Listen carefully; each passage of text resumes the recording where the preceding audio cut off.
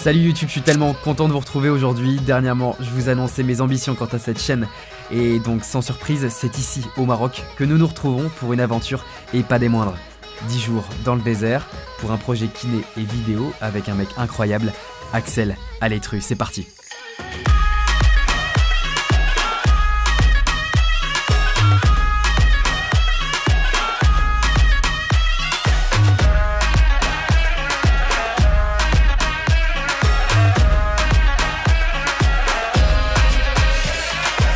Bienvenue au Morocco Desert Challenge, ni plus ni moins le plus gros rallye d'Afrique.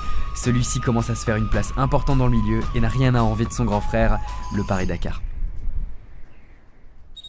Avant de partir pour le Maroc, je connaissais rien du tout au rallye et encore moins à celui-ci. Le Morocco, c'est 8 jours de spécial dans le désert, en moto, en quad, en voiture, en SSV ou en camion, 3000 km sans aucun kilomètre de liaison. Le MDC, c'est une organisation et une logistique quasi militaire regroupant 1200 personnes pour 300 véhicules. Et pour cette 11e édition, on était 2 fois plus que l'an dernier. Bon, j'arrête les chiffres et on rentre dans le vif du sujet. Bon alors, qu'est-ce que je fous là? Il y a de ça quelques semaines, j'avais répondu à une story sur Insta et sans trop y croire, j'ai été contacté par Axel Alétru. Je connaissais absolument pas. Et en établissant mes recherches, j'ai bien compris que j'avais pas affaire à n'importe qui. Le type est juste fou furieux. Après un accident de moto en 2010, Axel se retrouve avec plusieurs vertèbres fracturées et devient malheureusement paraplégique. Mais il n'a jamais vraiment raccroché et après une grosse période de rééducation, il devient plusieurs fois champion de France en natation et depuis, il revient du côté motorisé et prépare, tenez-vous bien, le Dakar 2020 avec les valides. Alors ça soulève un bon nombre de contraintes et devinez de qui il a besoin tous les jours après les étapes, bingo. La kiné je connais, la kiné sport aussi de plus en plus parce que ça tend à devenir ma spécialité, mais dans le désert, j'avais jamais encore fait. Je tenais quelque chose de grand, lier la kiné avec le voyage et donc de continuer à créer du contenu. Et en quelques coups de fil et 3 heures d'avion, je me retrouvais là à me dire que j'avais peut-être l'opportunité de l'année, et c'est le cas de le dire au bout des doigts.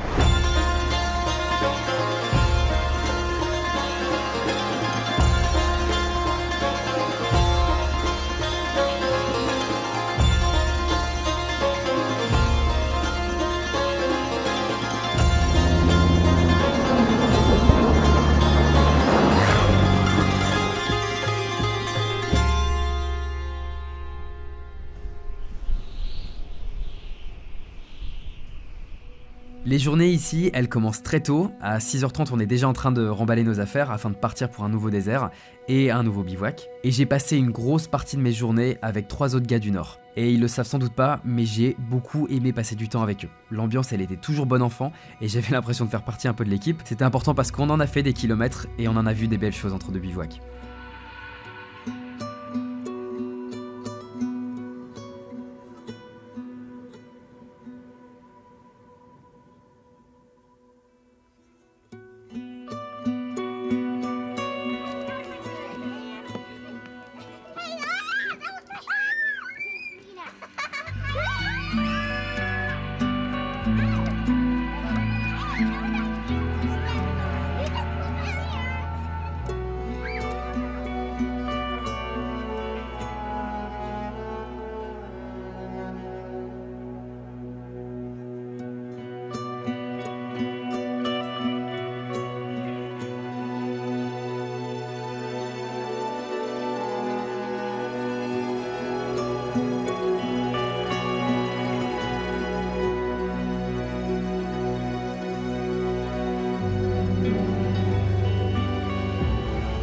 Ce que j'ai surtout retenu, c'était le bruit.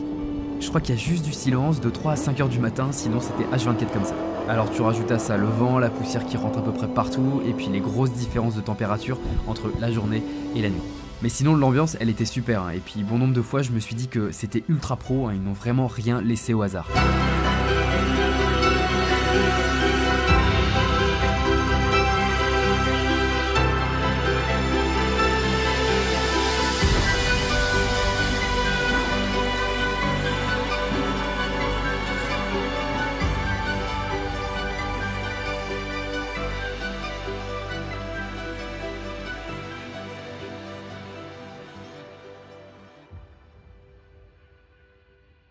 Côté kiné, on va faire un petit rappel. Une fracture vertébrale, elle est importante s'il y a une atteinte de la moelle. La moelle épinière, c'est ce qui permet à ton système locomoteur de fonctionner. Lorsqu'il y a traumatisme, il y a une atteinte de la moelle et le niveau de la lésion, il va déterminer quelle partie de ton corps ne fonctionnera plus. Chez Axel, la fracture était à la 10e vertèbre thoracique et de ce fait, il ne contrôle plus une bonne partie de ses cuisses et tous les muscles en dessous de ses genoux. Mon travail, il était avant tout porté sur la récupération et il fallait pas croire que je m'occupais uniquement du haut. C'est même sur ces deux jambes que j'insistais le plus, je le massais, je l'étirais, je le crochetais, et ça pendant une bonne heure et demie tous les soirs. Je pense qu'on s'est bien entendus tous les deux, et je devais absolument connaître les contraintes qu'il encaissait durant la journée, parce que je connaissais absolument rien de ce sport.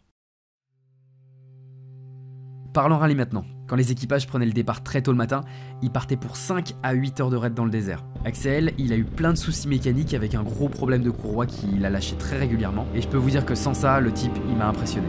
Il était très souvent dans le top 10 sur 60 SSV, les buggy, et j'ai souvent oublié qu'il gérait sa machine qu'avec son quadriceps. J'ai pas énormément d'images de la course, ou alors seulement quelques passages parce qu'il fallait être accrédité pour être aux bons endroits. Mais bon, mon boulot c'était pas celui-là, et j'ai quand même eu la chance d'être souvent bien placé aux arrivées et d'emprunter un Phantom 4.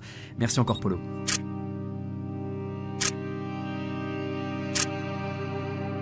À l'arrivée, Axel il finit 16ème avec l'honneur d'avoir été jusqu'au bout. C'était plus qu'une belle expérience pour lui et François son copilote, en vue bien sûr de la préparation du Dakar en 2020.